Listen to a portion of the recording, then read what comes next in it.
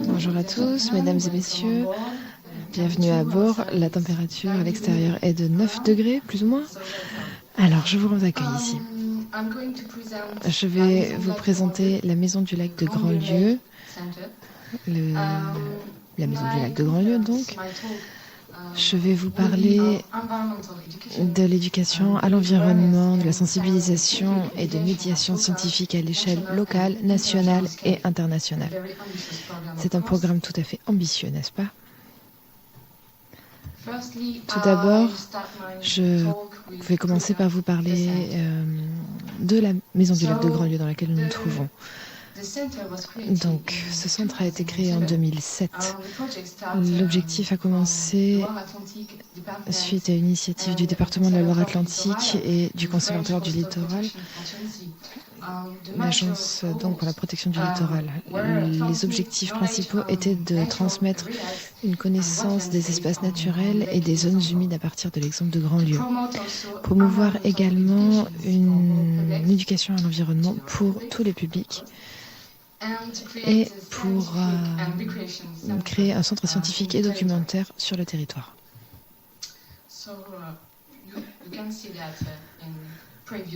Vous avez pu le voir dans des présentations qui ont eu lieu un peu plus tôt, mais voilà, la Loire-Atlantique, c'est le petit département en rouge sur la carte. La Maison du Lac de Grandlieu, donc, il y a 3 étapes pour explorer le site du lac de Grandlieu. Il y a le centre d'exposition où nous nous trouvons aujourd'hui. Ensuite, il y a un chemin qui fait à peu près 1 kilomètre. Et ensuite, il y a le pavillon. Dans le centre d'exposition, il y retrouve des expositions temporaires et permanentes, ainsi qu'un jardin éducatif sur la droite, sur votre droite, et un centre documentaire à côté de la réception. Vous l'avez peut-être déjà vu. Les expositions permanentes sont consacrées au lac de Grandlieu, bien évidemment. Et le sentier est un sentier sensoriel qui nous permet d'en apprendre plus sur les paysages qui nous entourent, les habitats et les espèces présentes sur le site. Les visites du site et du pavillon ouvrent les portes du lieu le plus merveilleux, le lac de Grandlieu.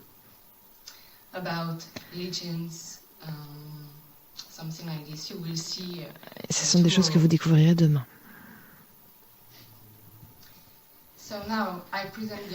Demain, je vais vous parler des actions mises en place pour l'éducation à l'environnement. Des actions pour des jeunes âgés de 4 à 17 ans.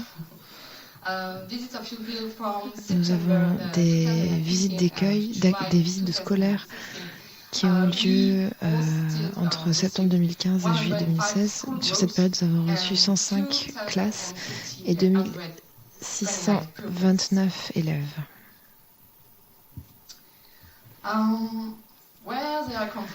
D'où venaient ces élèves et quel était le niveau d'éducation de ces élèves? La majorité de ces jeunes étaient des jeunes âgés de 6 à 8 ans et de 9 à 11 ans, des écoles primaires. Et d'où venaient-ils? Il s'agit principalement d'écoles locales, des écoliers de la commune de Boye, et des villes limitrophes en orange.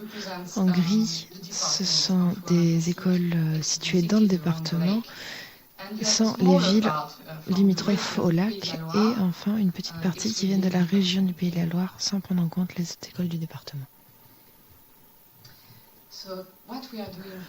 Que faisons-nous ici? On fait beaucoup de choses très intéressantes, bien sûr. Voici un exemple d'une des activités que nous avons développées, les monstres du lac, pour les enfants âgés de 6 à 8 ans. Lorsque je parle des monstres du lac, je ne parle pas des enfants, bien sûr, mais je parle plutôt de la découverte des découvertes du biologiste Jean Rostand, qui a trouvé des grenouilles qui ressemblaient à des têtards. Peut-être que vous voyez de quoi je parle. Donc on a organisé cette exposition temporaire. Et pour les enfants, nous avons inventé des découvertes attractives de l'environnement autour de ce thème. Qu'est-ce que je peux dire de plus ? Je suis désolée, il me semble que j'ai oublié quelque chose. Ah voilà, les enfants ont mené des enquêtes pour retrouver des monstres dans les bois et se sont mis dans la peau du célèbre biologiste. Ensuite, les promenades musicales, les balades musicales qui ont été créées pour découvrir l'environnement via la musique. C'était également pour les enfants. Et enfin, pour les lycéens,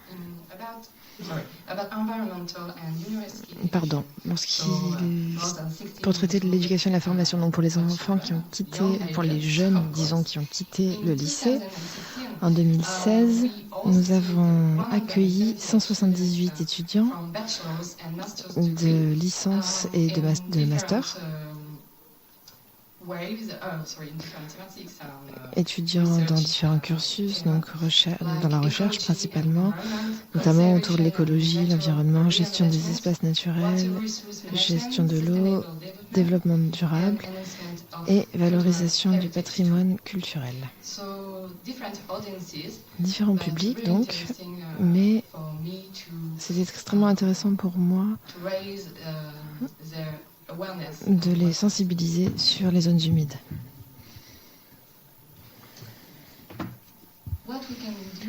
Ce que nous pouvons faire à l'échelle internationale pour le public jeune.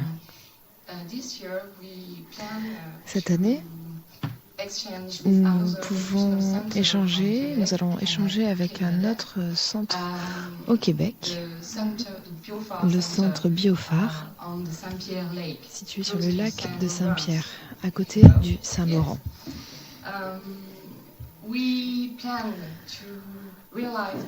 Nous avons prévu de créer une exposition numérique pour comparer les deux lacs, le lac de Grandlieu et le lac Saint-Pierre. Pour les écoles secondaires, donc les collégiens âgés de 13 à 14 ans environ.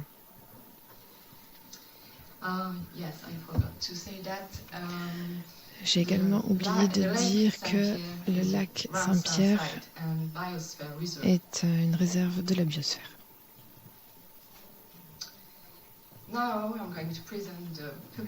Je vais maintenant vous présenter les actions de sensibilisation et d'écotourisme que nous menons pour le grand public. En 2015, nous avons reçu 13 172 personnes.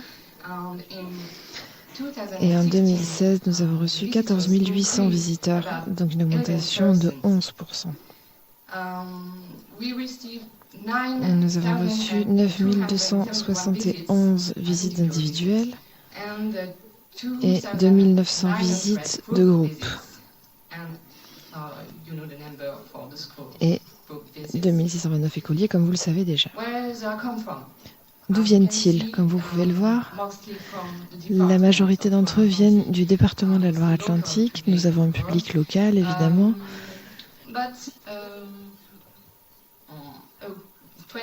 Mais on voit que 20% environ des visiteurs viennent d'ailleurs en France.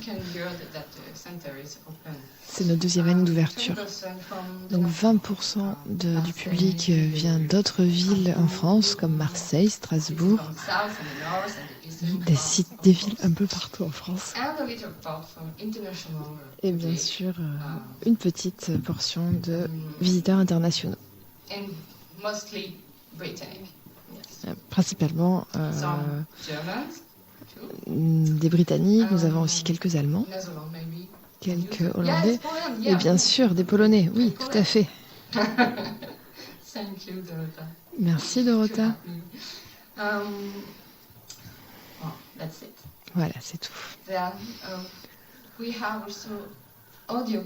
Nous avons également des audio-guides qui sont disponibles en anglais, allemand et espagnol. Merci à Mariana, notre collègue argentine.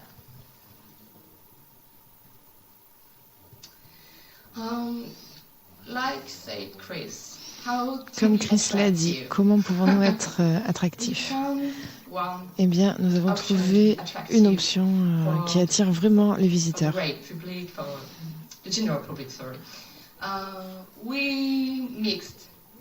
Nous avons mélangé l'eau et le vin. Des soirées auprès du lac. Entre avril et août, c'est un véritable succès pour nous. Une activité très intéressante pour nous. Vous pouvez venir déguster du vin, donc du vin qui est produit par des viticulteurs limitrophes au lac.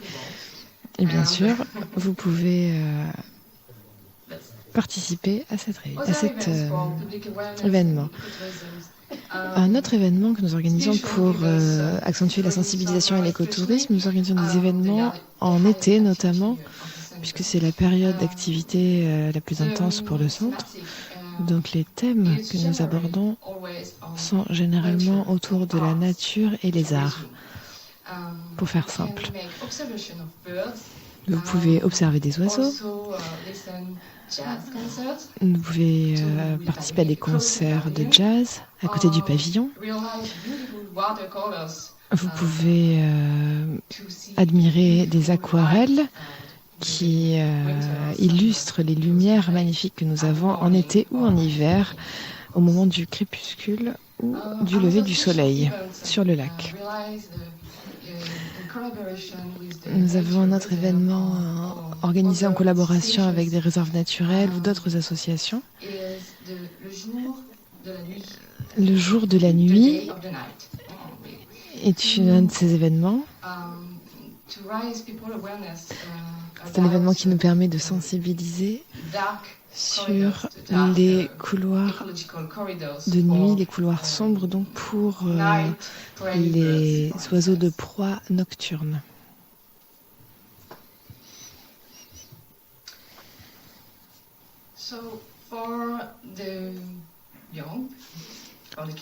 Pour les enfants, nous organisons également des ateliers pour les enfants âgés de 4 à 6 ans pour découvrir la nature de manière ludique et artistique.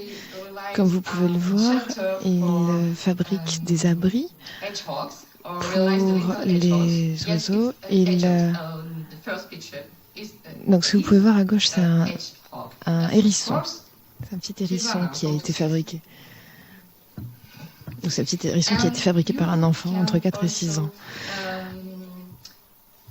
Nous pouvons également simuler la migration des oiseaux. Donc les parents et les enfants simulent la migration des oiseaux dans le jardin. C'est une activité assez drôle. Une autre activité consiste à utiliser les appos pour imiter les cris des oiseaux, les chants des oiseaux et enfin peindre la nature avec ses doigts. C'est super, vous devriez essayer.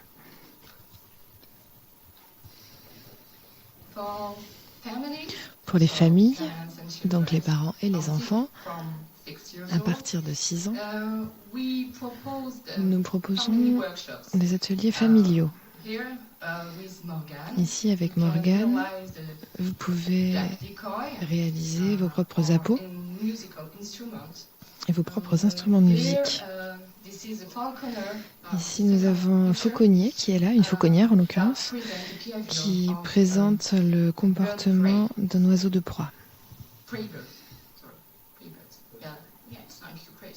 Merci Chris.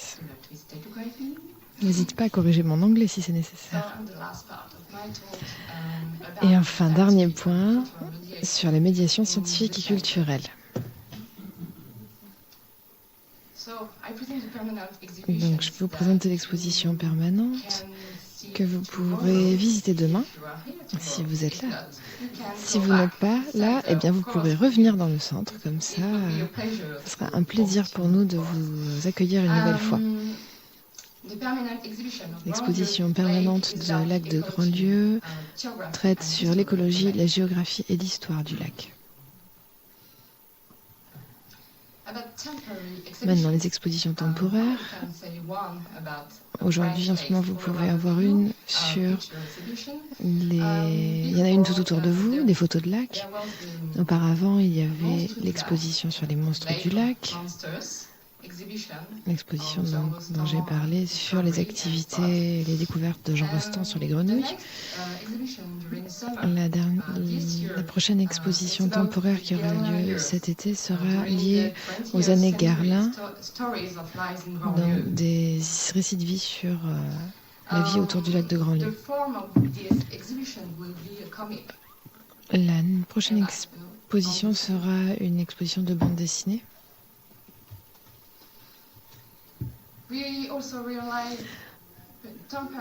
Nous organisons également des expositions temporaires en collaboration avec des partenaires internationaux, comme ce fut le cas de la collaboration avec la Hongrie. Où sont-ils? Ils sont là-bas. Joseph et Brigitta, merci beaucoup d'être ici. Grâce à cette collaboration, nous avons réalisé une exposition photographique ici sur le lac Kish-Balaton et le lac de Grandlieu, qui sont des lacs qui sont assez similaires à bien des niveaux. D'autres expositions temporaires ont lieu. Je viens de parler de l'exposition sur faite par le Conservatoire du Littoral. Et il y a une autre exposition sur les libellules. C'est ma spécialité. J'aime beaucoup les libellules. Et donc une exposition qui traitera du cycle de vie des libellules, comment elles vivent sous l'eau et au-dessus de l'eau en volant. Donc pour moi, je trouve que c'est très intéressant.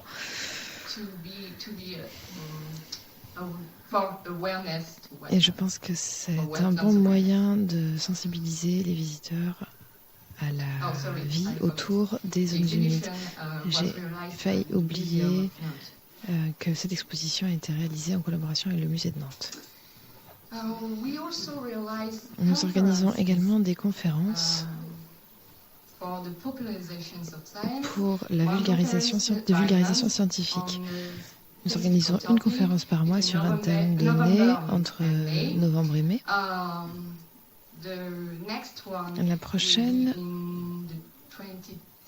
aura lieu le 22 février. Donc n'hésitez pas à vous joindre à nous, venir ici pour en apprendre un peu plus sur l'utilisation des satellites pour la surveillance des zones humides. Voilà, c'est tout.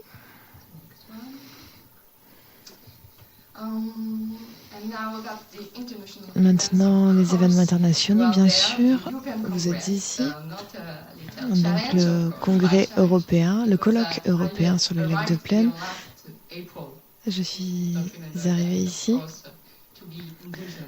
en avril l'année dernière seulement, donc soyez indulgents avec moi. Pour moi, c'était un sacré défi d'organiser ce colloque. Et nous organisons bien sûr d'autres activités autour de la journée mondiale pour les zones humides. Pour conclure, quelles sont nos perspectives? Que pouvons-nous faire après 2 ans d'existence? Eh bien, beaucoup de choses évidemment.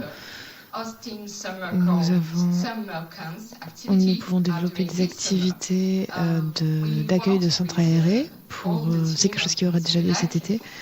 Toute l'équipe de la Maison du Lac va pouvoir profiter du jardin, le rendre plus adapté pour l'accueil des 4 à 6 ans. Nous organisons également des formations pour les professionnels.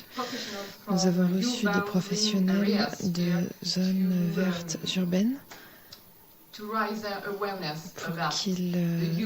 pour les sensibiliser à l'utilisation de pesticides. Et bien sûr, pour continuer dans le cadre de nos projets, nous allons bien sûr continuer à travailler dans le cadre de nos projets internationaux. Merci beaucoup. Merci Audrey. C'était très intéressant de voir la variété de projets que vous organisez, que vous touchez une population très large avec les activités. Est-ce qu'il y a des questions? On a 5 petites minutes pour des questions sur la sensibilisation, sur les activités de sensibilisation, les activités d'éducation que vous pouvez organiser.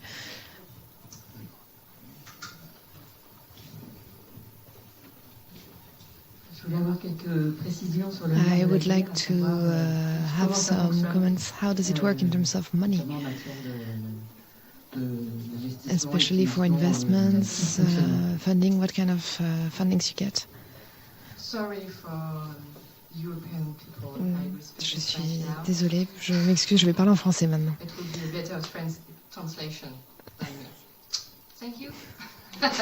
I will translate, no worries. So we are a public local institution that was created based on the department initiative and on the Conservatoire du Littoral.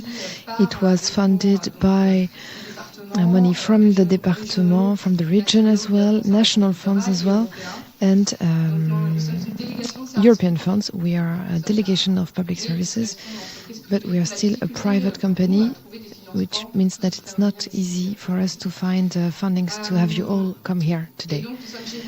We are managed by Loire-Atlantique Développement, which is an institution that brings together different services, helping in supporting collectivities and territories.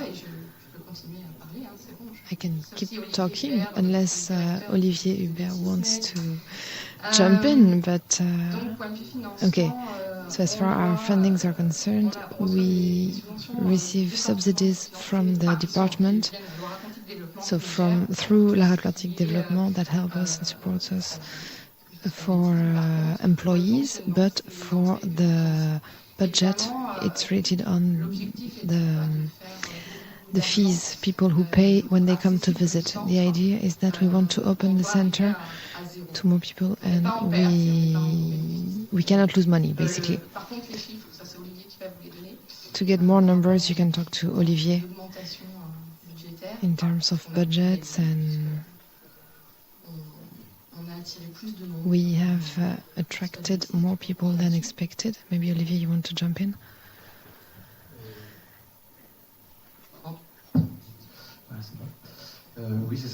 Yes, it's true. In terms of functioning, so we have subsidies that is given to us by the Loire-Atlantique department, and for the rest, so this subsidy is about 550,000 euros every year.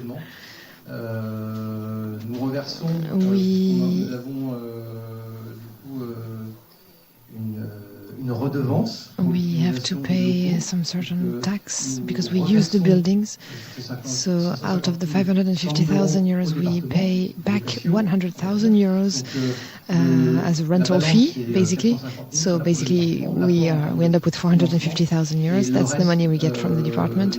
And for the rest, we have to find it thanks to the tickets, people buying their entrance tickets. Also, while developing other activities, for example, renting the space. We rent this room in order to be able to carry out several actions like this Congress. We have to become multitaskers in the team. We have to find other ways to get money, basically. I believe that was a good answer to the question. Yes. Est-ce qu'il y a d'autres questions? Il faut toujours trouver un bon équilibre lorsque l'on fait payer les gens pour entrer. On ne veut pas non plus que ce soit une limite, que les gens arrêtent de venir. Mais en même temps, vous avez besoin de l'argent, vous avez des salaires à verser, vous avez des charges, donc c'est normal. D'autres questions pour nos hôtes?